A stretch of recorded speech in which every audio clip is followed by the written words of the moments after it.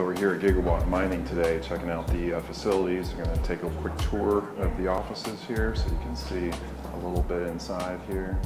So they've got an airport hangar in their office. How cool is that? Going to do blockchain processing, or mining as most people know it, you need three things. You need the miners themselves, the actual hardware, specialized processing servers.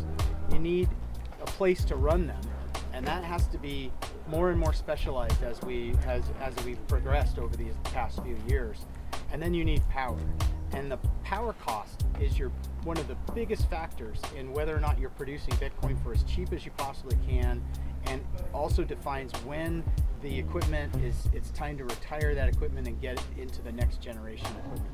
Annualized expected returns are between 30 and 40% annual. We want people to have successful businesses within our infrastructure. We really want to just be an infrastructure provider. So we aren't going to set it up so that basically Watt token holders are getting undercut by us. We actually want to be more expensive, sort of like the manufacturer approved pricing model, where the manufacturer is always more expensive than the distributors. That's how it's set up. If you've been around mining at all for the last 3 or 4 years, you know that pre-sales are dangerous. There are people out there, they're putting up a website and showing a picture of a miner that doesn't exist. But the point is I got my miners. They were full of dust. They had bugs in them. They'd been running for a year or something. It wasn't specified that they'd be new. Wow. So these are the kinds of things we have to be careful with. The lawyers are holding us back on some of these things, like having our own pool, having our own debit card issue. I think those are things that'll come in the future, along with things like special blockchain solutions that Watt token owners get access to mine. There's an integration in solar and wind that we're working on and looking at that might come into play too. That it's some really fascinating things that when you're able to use megawatts of power but control them via software and I can drop my load and my power load can be controlled in software within seconds. I can manipulate that.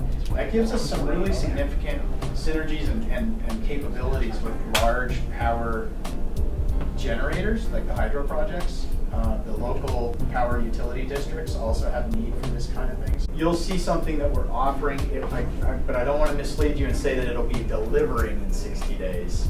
All of this stuff, there's nothing we can do to access this material that's been just bought up. Everybody's out. Everybody at the source end of this stuff is out for the next couple of months. Panda Miner is not the only game in town. I want to make sure that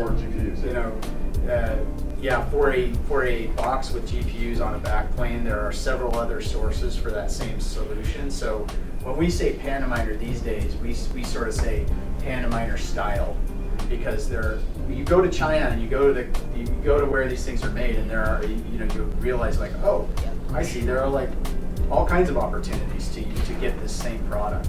So we're evaluating a number of them, but the key comes back to getting the GPU, and the GPU comes from an NVIDIA or a blessed AMD supplier manufacturer, and that's the key. And all of these guys are out of the chip. They're all hey, if you can get me chips, we can make something. And it's nobody can get chips. We're managing that situation. It's a dynamic situation right now because of the demand.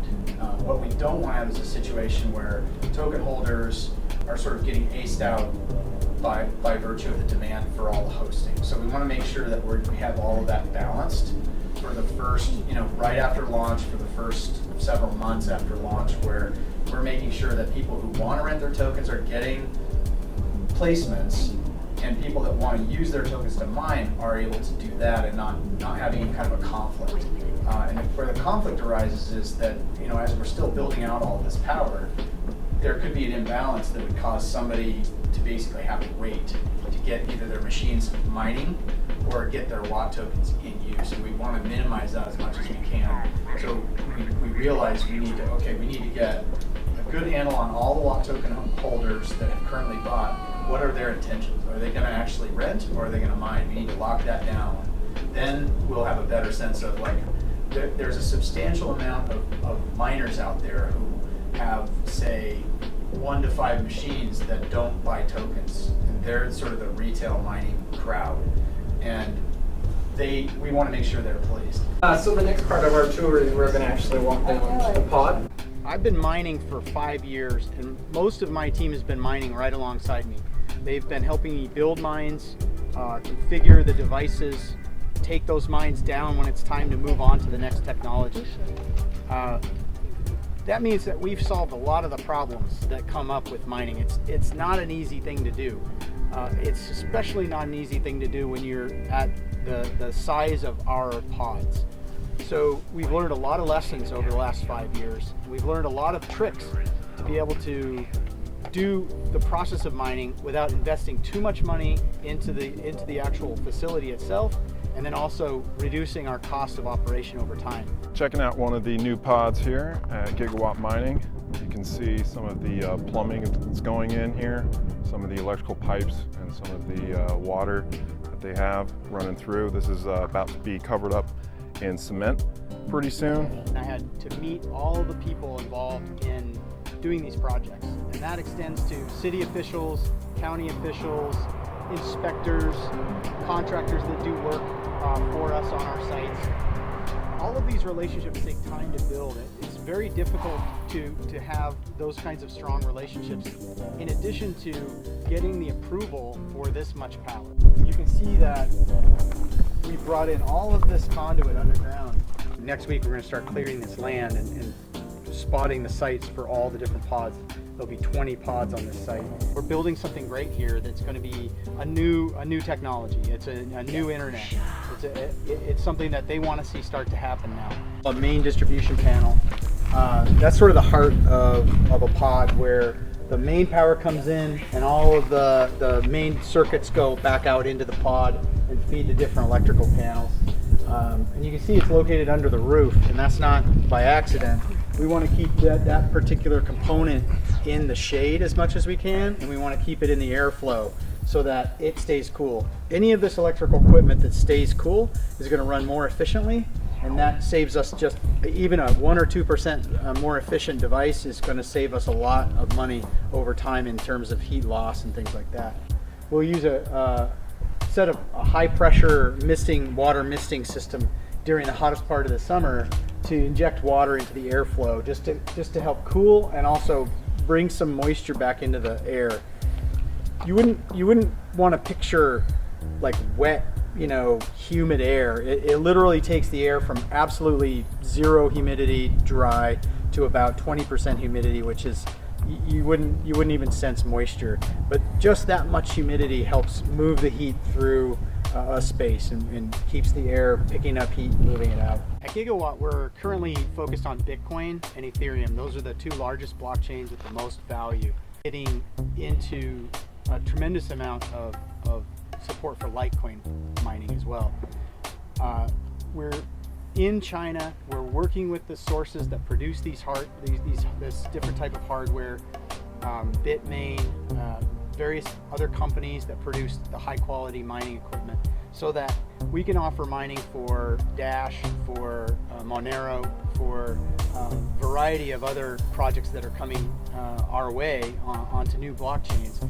Imagine a wall of racking that starts about here where this fan is, goes all the way to the ceiling, about 13.5 feet tall, and then all the way down to the end of the row of fans, and then just literally solid, every inch used up. For this pod, it'll be S9s for Bitcoin mining, but other pods will have a mix of GPU, S9s, L3s for Litecoin mining.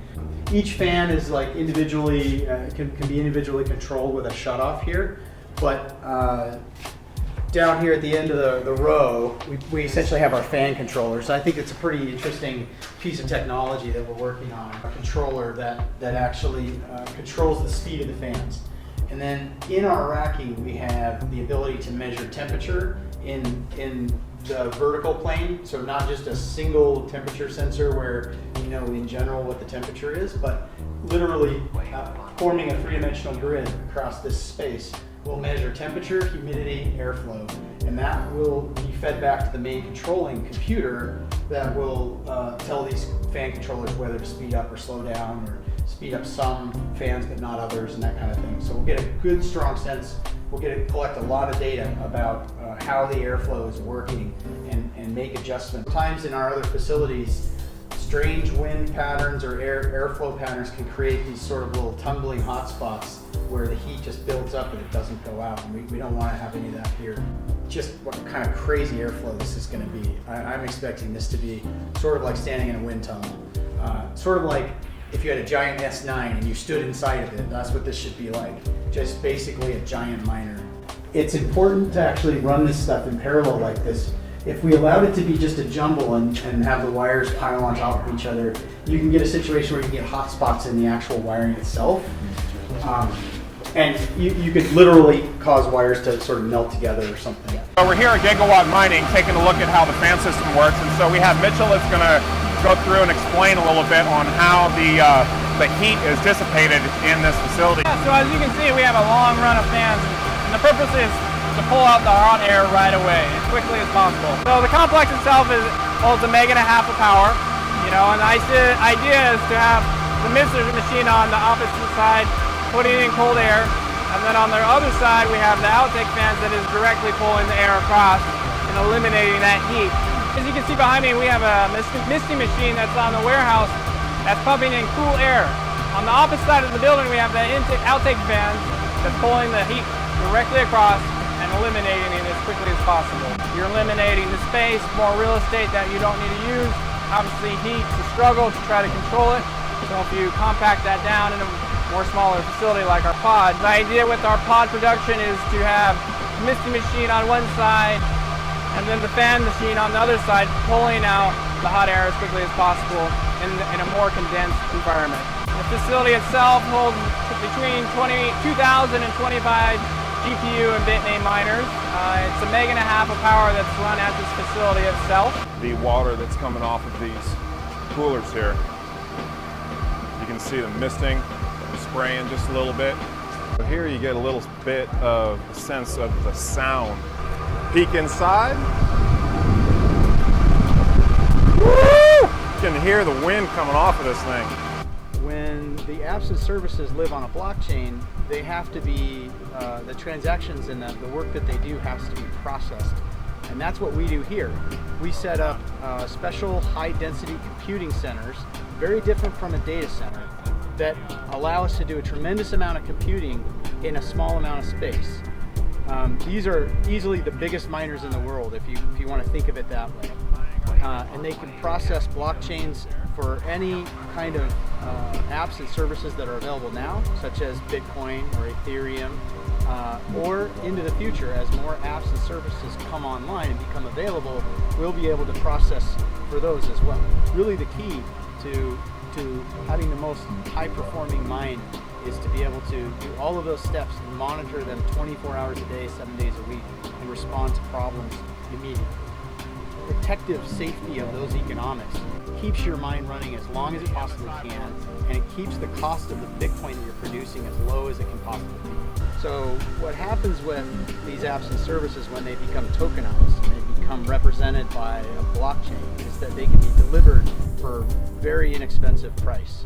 It's not something that you just bring in and drop on the ground. It's something that's built for 50 years. The relationships and the contracts that we have with the city government and the county are set up to provide us the ability to run for 50 years.